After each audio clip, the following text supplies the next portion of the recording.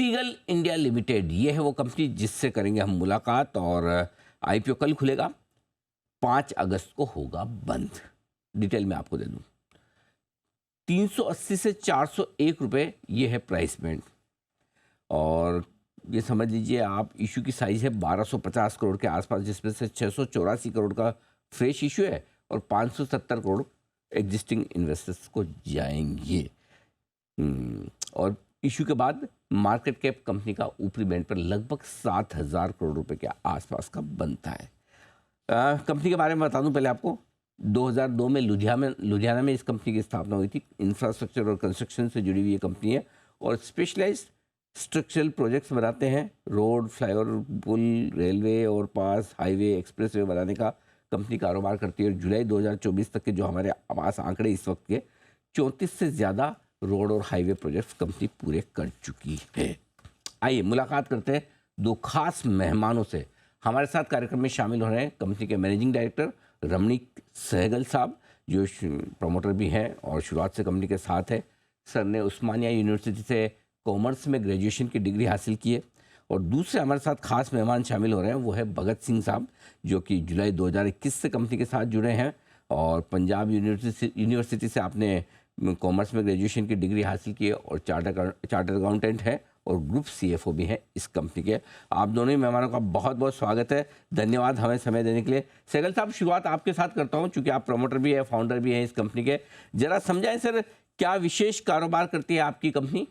Sir, first of all thank you so much for having us over. धन्यवाद। And हमारी हमारी company ज्यादा specialise structure का काम करती है। इफ यू सी 9400 करोड़ का जो हमारा ऑर्डर बुक वैल्यू है, उसमें 60% of the order book value is from structure. We have just completed more than 95%, one of the longest 6-lane elevated of the country, which was on Delhi Saharanpur Expressway। 11.24 kilometre उसमें viaduct है, तो अपने आप में बहुत अच्छा और special project है। देन अभी हम बिहार में काम कर रहे हैं एक पटना में, that project is worth 1969 crore. उसमें it is one of the longest 4-lane elevated of the country. And 2 metro कर रहे हैं हम, कानपुर और आगरा। कोसी पे ब्रिज बना रहे हैं। हमारी कंपनी का जो ट्रैक रिकॉर्ड है, that is USP is completing projects before time. Before that, we have won 2 national awards. First award we won for the best EPC company in 2021 January. Second project हमने एक Kartarpur Sahib corridor बनाया था, which was a very famous international border between India and Pakistan. That has also been done by us in a record time. Company 3 कामों में bonus ले चुकी है। Company EPC के धंधे में तो जानी जाती थी। अब हम हैम में आए हैं, तो पहला हैम हमारा 8 months head of schedule complete हुआ। हमें उसमें भी बोनस मिला। AAA रेटेड है हमारा वो हैम बाय क्रिसल। एंड कंपनी हमारी A+ रेटेड है। तो हमारे पास ऑलमोस्ट इतने वर्टिकल्स हैं। If I have to define Ceigall, road पे जो चीज आती है सीगल बना देती है, चाहे वो रोड है, एक्सप्रेसवे है, परपेचुअल पेमेंट्स है, एलिवेटेड रोड है, वायाडक्ट है, railway line, utility shifting, metro. Going head is tunnelling business. तो हम सबसे डिफिकल्ट टेरेन जो रामबन बनियान है, वहां पर हम टनलिंग कर रहे हैं। 5400 मीटर्स हम ऑलरेडी कर चुके हैं out of 6200 metre. So I mean we are very clear with the thought process. We are a young company. For us sky is the limit, and you know we don't go into a rat race. हम लोगों से compete कम करते हैं। हम अपने आप में एक नया काम हमेशा लेके आते हैं। अब हमने एक आगरा मेट्रो बिड किया है, जिसमें one of the longest metro of the country है, जिसमें हमारे competitors you know L&T, NCC, ऐसे लोग हैं। So what I want tell you is कि हम स्पेशलाइज काम ही करना चाहते हैं। Thank you okay, so much. Perfect. तो रोड से जुड़े हुए जो भी काम हो, वो कंपनी में करने में कंपनी की महारत हासिल है। भगत सिंह साहब, आपसे राय लेना चाहता हूँ मार्जिन्स में। जो मैं पिछले 3 साल के फाइनेंशियल देख रहा था, 14 से 17% की रेंज में आपके मार्जिन्स रहते हैं आमतौर पर, राइट? आगे क्या ट्रेंड रह सकता है? क्या 17% की जो रेंज है ऊपर की तरफ की, उसमें भी और सुधार की गुंजाइश है सर? नमस्कार sir, thank you for inviting us here. So sir, yes, हमारी कंपनी एज ऑन डेट पिछले कुछ सालों से consistent EBITDA margins, cash profits और प्रॉफिट बिफोर टैक्स जनरेट कर रही है।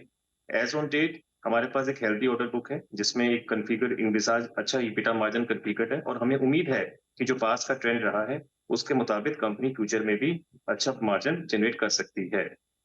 हमारा जो आईपीओ आ रहा है सर, उसमें भी हम लोगों ने एक 413 करोड़ का डेट का रीपेमेंट कॉन्फ़िगर किया है, उस रीपेमेंट के बाद कंपनी का जो फंडेड डेट है वो अप्रोक्सीमेटली 50% रिड्यूस हो जाएगा, जिसका इम्पैक्ट काफी अच्छा कंपनी की बैलेंस शीट पे पड़ सकता है। तो अभी जो भगत सिंह साहब आपका 1060 करोड़ का डेट है वो आधा रह जाएगा, राइट? सर, मैं बताता हूँ जी, ये जो आपने डेट का बात बताया, इस डेट को समझना बहुत ज़रूरी है। इंफ्रा कंपनी के अंदर 2 टाइप के डेट्स होते हैं।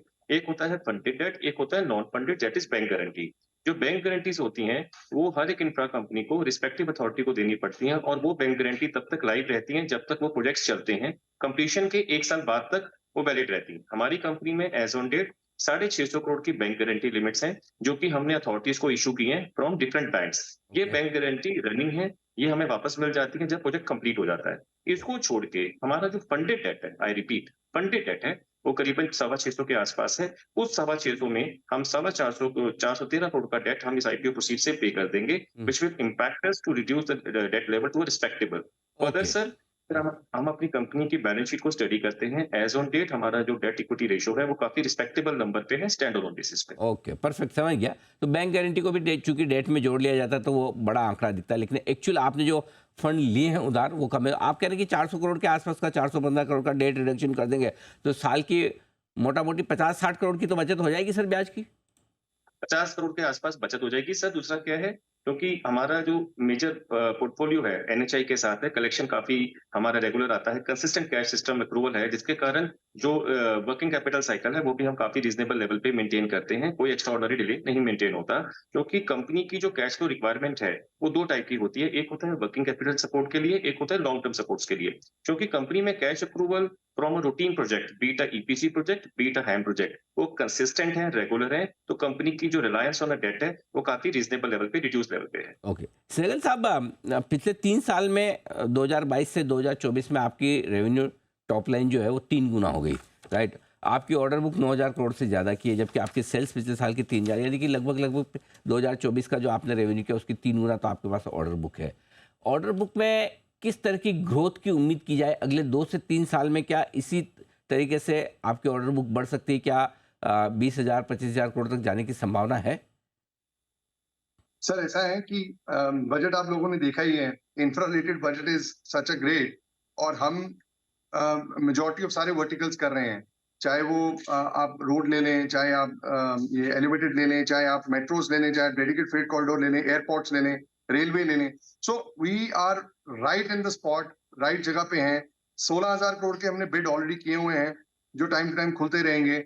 हमारे पे वर्क का बिल्कुल प्रेशर नहीं होता, बिकॉज हमारे पास इतने vertical, geography wise we are present more than 10 states. तो मतलब एक स्टेट में नहीं होगा, दूसरे स्टेट में हो जाएगा, दूसरे में नहीं होगा, तीसरे में हो जाएगा। ऐसी वर्टिकल वाइज रोड में नहीं है तो हम स्पेशलाइज स्ट्रक्चर नहीं तो मेट्रो, मेट्रो नहीं तो रेलवे, रेलवे नहीं तो रनवे, एयरपोर्ट, और नहीं तो टनलिंग। सो हमारे पास इतने ज्यादा वर्टिकल्स हैं। ऑर्डर बुक वैल्यू क्रिएट करना is not a challenge for Ceigall, and going forward we always say this, after IPO Ceigall be 2.0, we have just started our journey and sky is the limit for us. Thank you. ठीक बात है। भगत सिंह साहब, जो पिछले 3 साल, मतलब मैंने आपके फाइनेंशियल देखे, सब कुछ बढ़िया है, फर्स्ट क्लास, परफेक्ट है। एक सिर्फ 3 सालों के जो फाइनेंशियल्स में आपके कैश फ्लो है वो तीनों ही साल नेगेटिव है। इस साल 211 करोड़ है। कोई इसकी खास वजह और कब तक इससे पॉजिटिव होता हुआ देख सकते हैं? Sir, Anil sir, very valid point. मैं इसको थोड़ा इलैबोरेट करना चाहूँगा। जी सर, जी। Cash flow analysis infra company में it is to be done on a product basis. मैं आपको बताता हूँ सर, कैश फ्लो जो आपने आरएचपी में से स्टडी किया है, वो कैसा बनता है। ये आरएचपी कंसोल बेसिस पे है। कोई भी इंफ्रा कंपनी जिसके पास 2 टाइप के प्रोडक्ट हैं। अगर आप EPC company, pure EPC company का कैश फ्लो देखेंगे, वहाँ पे कैश फ्लो का प्रोजेक्टिव सिंपल पॉजिटिव आता है स्टैंड अलोन पे। अगर आप किसी ऐसी कंपनी का कैश फ्लो स्टडी करेंगे जिसके पास ईपीसी एज़ वेल एज़ हैम प्रोजेक्ट्स हैं, सर उसका कैश फ्लो को स्टडी करने का एक डिफरेंट तरीका होता है। मैं आपको थोड़ा इलैबोरेट करता हूँ। हैम के प्रोजेक्ट्स में क्या होता है सर, टोटल कोई भी कंपनी जब 1,000 करोड़ का काम पूरा करती है, 40% अमाउंट गवर्नमेंट अथॉरिटी उसको ड्यूरिंग कंस्ट्रक्शन पीरियड देती है और 60% अमाउंट उसको आने वाले 15 सालों में मिलता है in the form of annuity.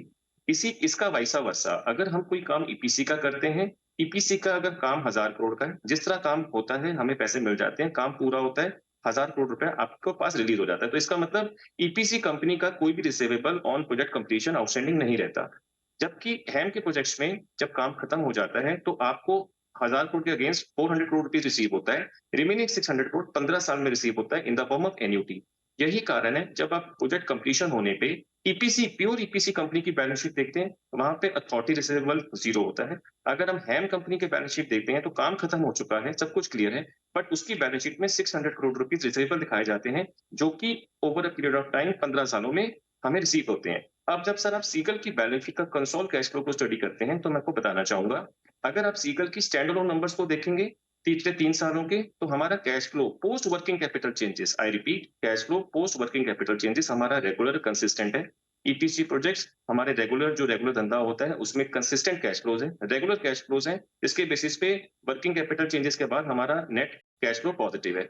But sir, जब हम इसके अंदर हैम की बैलेंस शीट को ऐड करते हैं, जो कि इंडिया की रिक्वायरमेंट है, उसमें जो नीचे जो हम हैम की बैलेंस शीट में 60% रिसीवेबल फ्रॉम अथॉरिटी है, अगर आप उसका इंक्रीज और डिक्रीज का इंपैक्ट लेते हैं, क्योंकि जिस तरह हैम का काम हम करते जाएंगे, वो रिसीवेबल बढ़ता जाएगा, और कैश फ्लो में जब आप इंक्रीज और डिक्रीज के इंपैक्ट को कॉन्फ़िगर करेंगे, तो वो नेगेटिव आएगा। जी। इसीलिए ईपीसी प्लस हैम की बैलेंस शीट जब भी स्टडी की जाएगी, तो वो नेगेटिव ही दिखाया जाता है। ये पॉजिटिव तब बनेगा जब 15 साल में complete recoverability from authority receive हो जाती है। बट मेरा ये सबमिशन है सर, कि हमारी बैलेंस शीट में हैम और ईपीसी में सबसे पहला इंपॉर्टेंट पॉइंट जो मैं क्लियर करना चाहूंगा, हम कैश फ्लो फ्रॉम ऑपरेशंस हमारे पॉजिटिव है लास्ट 3 इयर्स 9 मंथ्स के। हैम की बैलेंस शीट जो कि रिसीवेबल फ्रॉम अथॉरिटी है, I repeat, authority is NHAI which is triple agency authority of India, जी। It is 100% certain, there okay. Is no doubt on it, it is receivable. So ये मेरा एक asset है, वो asset काम के हिसाब से बढ़ता है जिसका कैश फ्लो पे नेगेटिव वाइड कैलकुलेशन इंपैक्ट आता है, otherwise perfect. It is a more secured asset as of now we speak. Thank you. Perfect. And our बिल्कुल। HAM asset is triple A rated as well. So you can बिल्कुल ठीक बात है। understand triple A rated asset की क्या value जी। है। और जी। Anil sir, इसमें मैं एक यस। पॉइंट और ऐड करना चाहूंगा जी। आपके दर्शकों के नॉलेज के लिए। सर, हमारा जो पहला हैम का प्रोजेक्ट है मलोट साधुवली, उसमें वो ऑलरेडी हमने 7 months before ahead of schedule complete किया है। उसमें ऑलरेडी हमें एन्युटी आनी शुरू हो गई है, ओके। क्लोज टू 80 करोड़ हम लास्ट ईयर एनुअलाइज अचीव कर चुके हैं। बाकी प्रोजेक्ट्स भी हमें कंप्लीट हो रहे हैं। तो ये परफेक्ट। जो कैश फ्लो एन्युटी सपोर्ट है जो हमें एसपीवी से आएगी, ये एक additional cash flow support towards the parent company है, जो कि ओवर अ ठीक पीरियड ऑफ बात है। टाइम और भी इंक्रीज हो सकती ओके। है। Thank you. बहुत बहुत धन्यवाद आपका समय देने के लिए, अपने आईपीओ पर विस्तार से बातचीत करने के लिए। Thank you so much sir, और आपके आईपीओ के लिए Thank you. बहुत बहुत शुभकामनाएं। कल से आईपीओ खुलने जा रहा है, कल इस आईपीओ का करेंगे हम पूरा का पूरा विश्लेषण।